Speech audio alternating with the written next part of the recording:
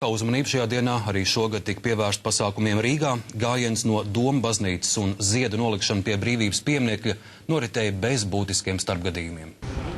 Leģionāra atceres dienas pasākumi Rīgā tradicionāli sākās ar dievkalpojumu Doma baznīcā. Leģionāra Lēšku dzīvo vidū palikuši vairs tikai aptuveni 2000 seno cīņu biedru. Cienījumā vecuma dēļ liela daļa no viņiem 16. martā uz Rīgu vairs nebrauc. Dievkalpojumā pulcējās gan paši cīnītāji pret padomju okupāciju, gan viņu tuvinieki, kā arī atbalstītāji un nacionāli noskaņoti politiķi, visi, kuriem 16. marts ir svarīgs datums. Krievijā 34. pulkā Veļikas upes krastā stāvēja marta mēnesi, un 26. martā man ievaino. Zirgi apsala, bet cilvēki dzīvo un cīnījās, vai tad viņi nav pelnījuši godu?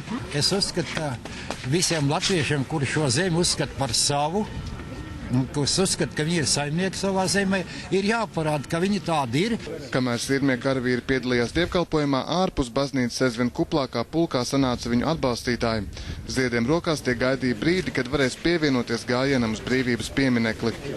Mēs atbalstam latviešus un viņu karavīrus. Mums ir, latvieši ir mūsu brāļi un mums nav vienaldzīgi, kas notiek Latvijā, un arī mums ir svarīga latviešu vēsture.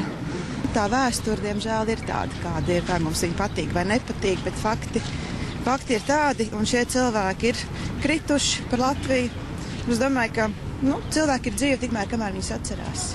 Tikmēr otrpus Doma laukumam blakus radiomājai paralēli norisinājās no Vācijas atbraukuši antifašistu pikets pret Waffen SS veterānu glorifikāciju Latvijā. Viņi uzskata, ka leģionāru došanās gājienā nav pieļaujama. Tas ir skumji, ka tik daudz cilvēki noskatās, bet neko nedara, lai to nepieļautu. Tas nav pieļaujams, ka kādreizējie slepkavas iziet ielās.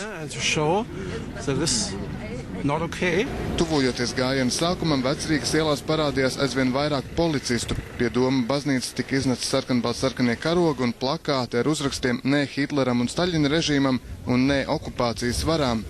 Pēc dievkalpojuma leģionāri un viņu atbalstītāji sāka stāties gājienam un drīz vien dziedot patriotiskas dziesmas caur Vecrīgai devās brīvības pieminekļa virzienā. Uz antifašistu izkliktiem saukļiem viņi nereaģēja.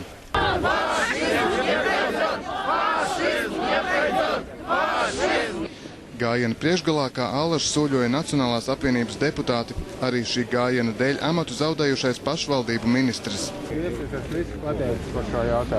Jā, es katrā gadījumā gribu teikt šogad paldies gan iekšlietu ministram Rihardam Kozlovskim, gan visām tiesību sargājušām institūcijām. Ir redzams, ka ir pastrādāts godam un, kā, protams, arī pasākumu dalībniekiem, kuri neļāvās dažādām provokācijām. Un skaidrs, ka tas primārais mērķis šajā gadā, ka vecie karavīri un viņu atbalstītāji ir mierīgi nolikt ziedus, tas ir izpildīts.